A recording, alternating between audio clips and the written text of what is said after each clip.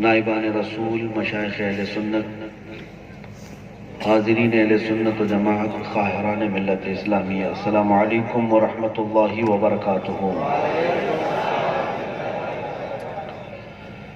الحمدللہ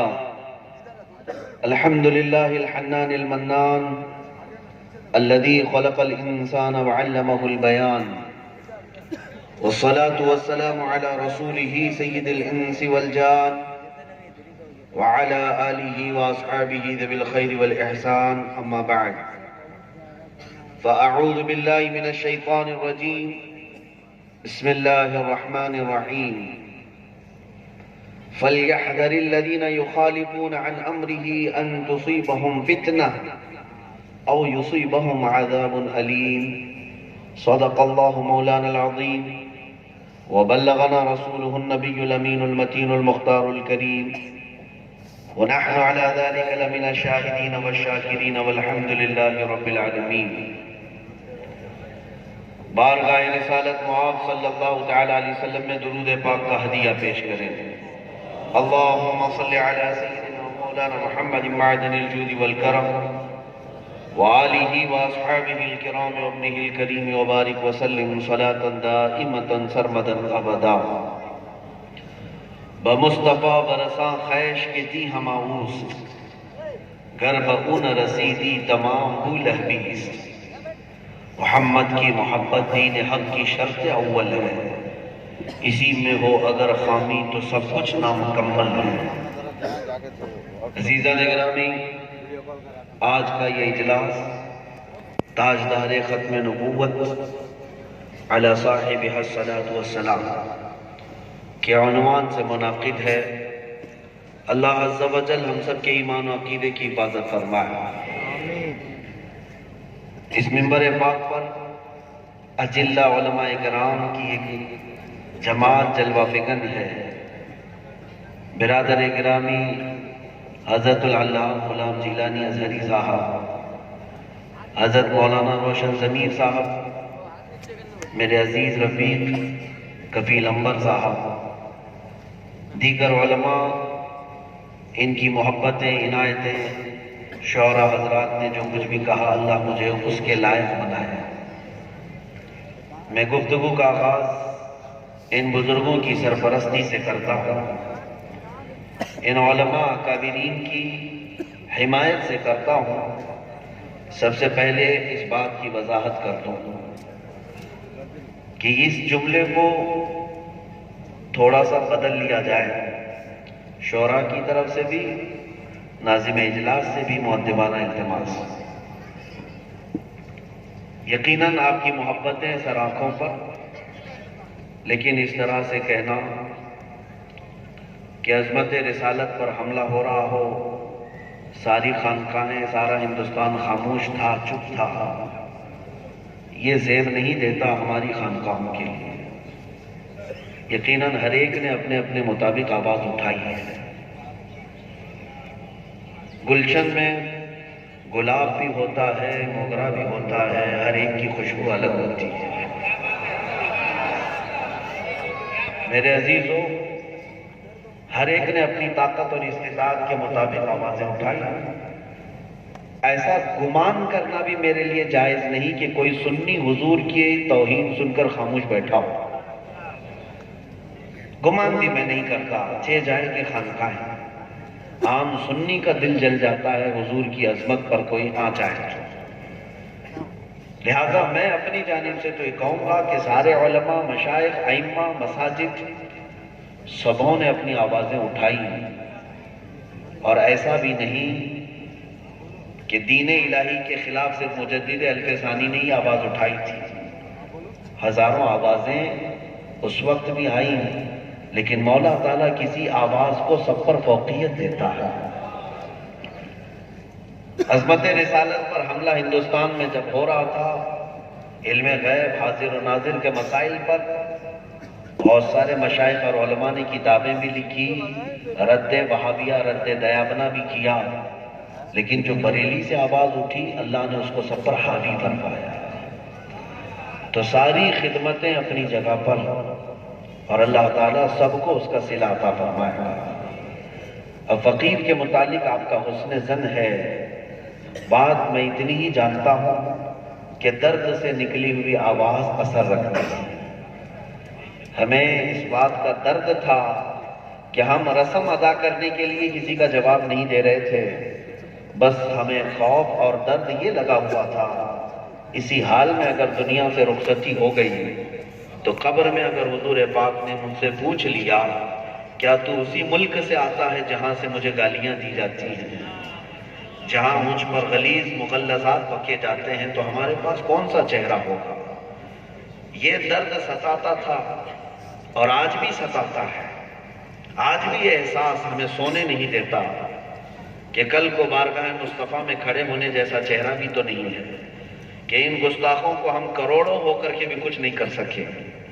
یا رسول اللہ، وہ آپ کے 313 تھے جو چیچڑے اڑا دیتے تھے، آپ کی آواز پر تو دور کی بات ہے، صحابہ کا معمول تو یہ تھا کہ اگر دور سے بھی کسی کو سن لیا کہ نبی پاک کی عظمت پر بھونکتا ہے تو حضور سے اجازت لیے بغیر وہ صحابہ پہلے سر لا کر قدموں میں رکھتے تھے۔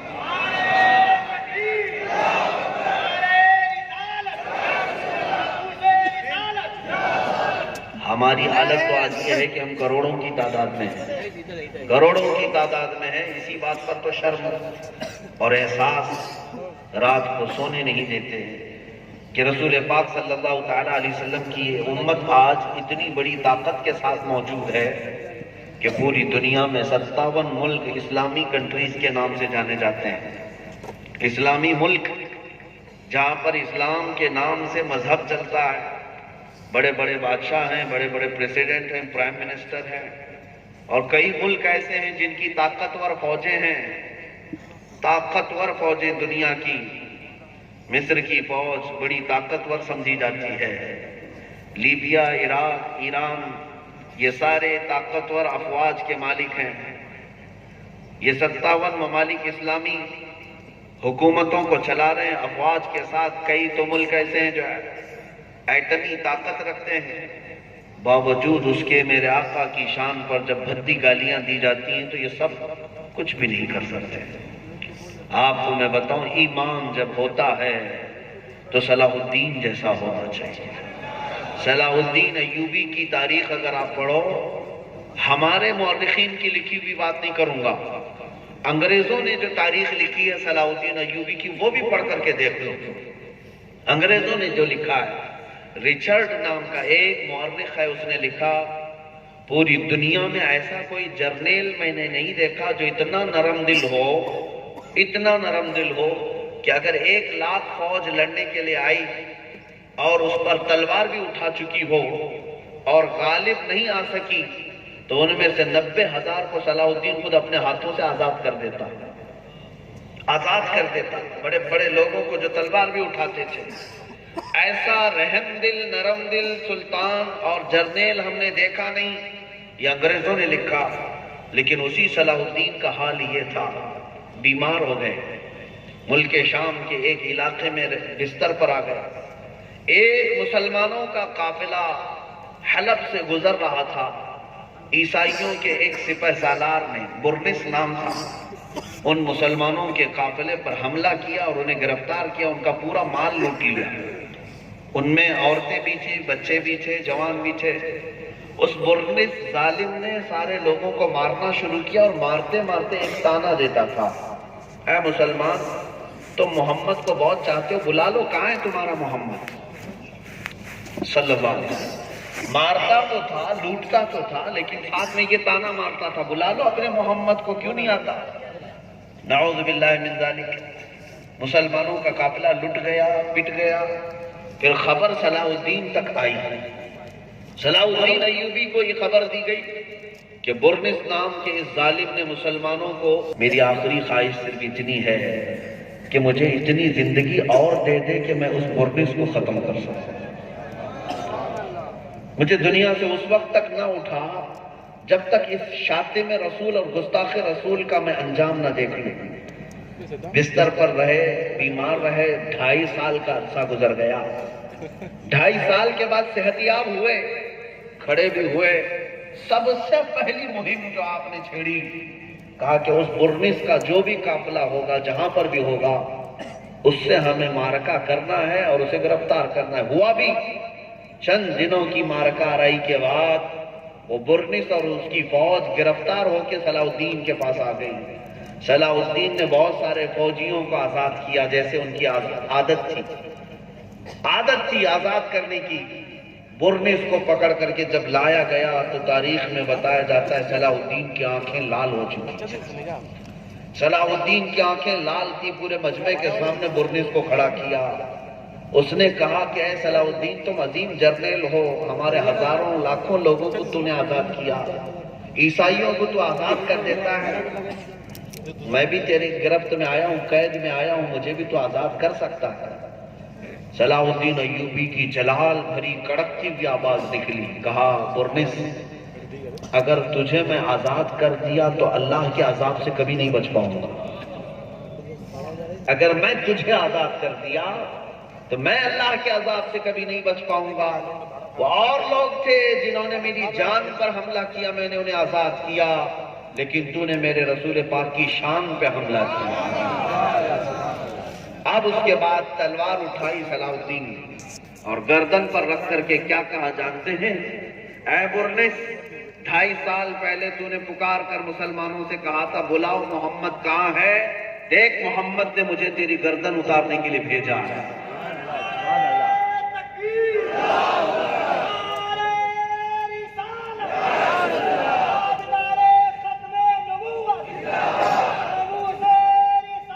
عزیزان گرامی، اس کی گردن تو مار دی، لیکن جو بات مجھے عرض کرنی تھی وہ یہ ہے، یہ جو 2.5 سال کا عرصہ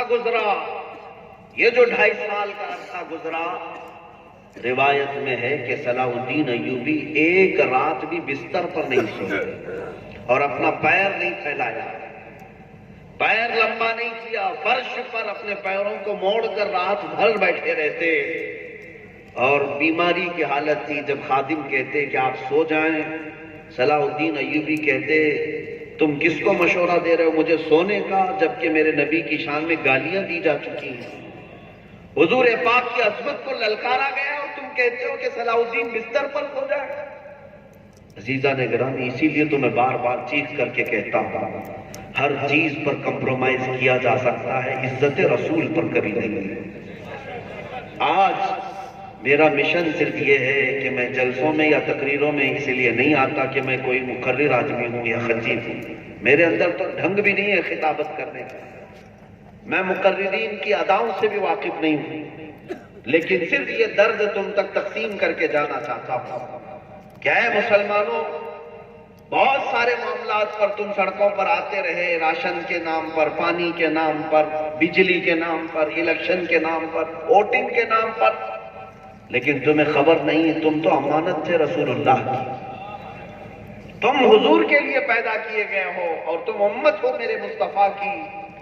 آپ کیا سمجھتے ہیں تمہاری عزت جو ہے تمہارے بڑے بنگلوں کی وجہ سے ہے؟ تمہاری عزت تمہاری داڑھی اور ٹوپی کی وجہ سے ہے؟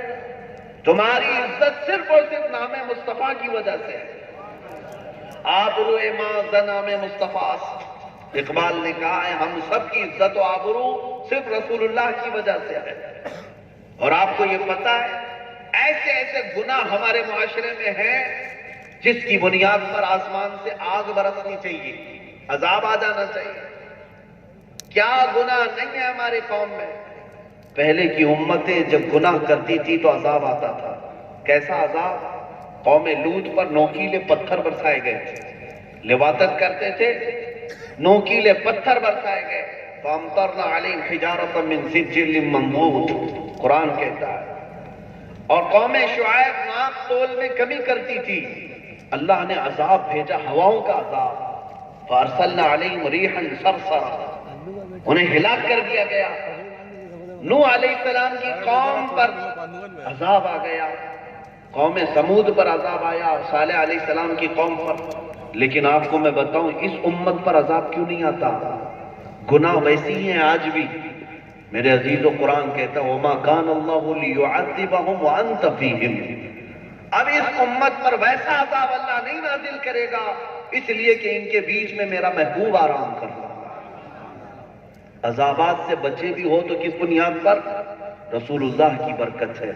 ہماری عزت رسول اللہ کے نام سے، ہماری عافیت رسول اللہ کے نام سے، ہمارے گھروں کی برکت رسول اللہ کے نام سے. یہاں تک کہ سیدنا عمر ابن خطاب رضی اللہ تعالیٰ عنہ فرماتے ہیں میرے جسم پر جو بال اگتے ہیں یہ بھی رسول اللہ کی برکت سے. کہ حضرت عمر فاروق فرماتے ہیں اے مسلمانوں، اب حالات تمہیں بیدار کرنا چاہ رہے ہیں اور تمہیں اٹھانا چاہتے ہیں. جگہ جگہ کے تھک چکے ہیں یہ ہنگامے. اٹھو، نشاط لذت خواب کرام بدل ڈالو. غلط روی سے منازل کا بودھ بڑھتا ہے، غلط روی سے منازل کا بودھ بڑھتا ہے. مسافروں، روش کارواں بدل ڈالو. کی راہ کہ تو می روی بترکستان است. آج جس راستے پر تم چلے جا رہے ہو یہ کعبے کی طرف نہیں لے جا رہا، یہ کسی اور طرف لے جا رہا ہے. محمد عربی صلی اللہ تعالیٰ علیہ وسلم کے غلام تو وہ ہونے چاہیے کہ گھبرا گئی ہے دیکھ کر گردش دوراں کبھی کبھی. کس کو دیکھ کر؟ دیوان گانے عشق مصطفیٰ. حضور پاک صلی اللہ تعالیٰ علیہ وسلم کے غلاموں کو دیکھ کر گردش دوراں بھی گھبرا جاتی. طوفان اپنا رخ موڑ لیتے، سمندر اپنا راستہ دیتے. آج تو تمہاری موب لنچنگ ہوتی ہے، پکڑے جاتے ہو، مارے جاتے ہو، کوٹے جاتے ہو، پیسے جاتے ہو. تمہاری مسجدوں کو تباہ برباد کر دیا گیا، آگ لگا دی جا رہی ہے، اور یہاں ہماری خانقاہیں برباد کر دی جا رہی ہیں. آج اگر تم نہیں جاگتے اور امت مصطفیٰ کا حق ادا نہیں کرتے تو کل تمہاری نسلیں تم پر لعنت بھیجیں گی. کل تمہاری اولاد، کیونکہ قیامت کے دن فرمایا گیا کچھ بچے ایسے ہوں گے جو اپنے ماں باپ پر مقدمہ کریں گے.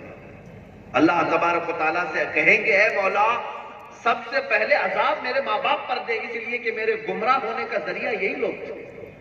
انہوں نے کبھی مجھے عشق مصطفیٰ نہیں سکھایا، کبھی انہوں نے آداب و اخلاق کی تعلیم مجھے نہیں دی.